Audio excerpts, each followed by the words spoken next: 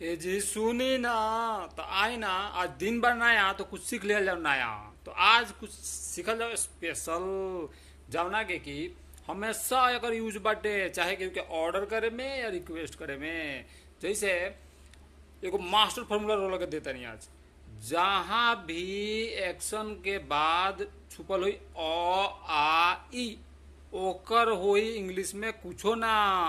और जहाँ लास्ट में हुई ई, वहाँ लग जाए प्लीज। यानी शुरू में चाहे लास्ट में। अब ऐसे समझ में ना आई। अब देखिए अगर जैसे प्रैक्टिस कर लिए ना तो समझ में आई। जैसे अपने क्या केहू के कहल जाता कि खा, तो इट, बस वर्ब के जो बेस फॉर्म बा उ लगा दिए। गा, सिंग, सो, स्लिप।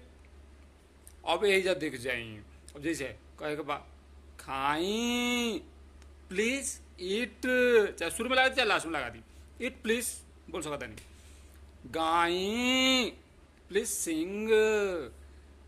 सूत रही चाहे सो जाई, प्लीज स्लीप। और भी कुछ भी।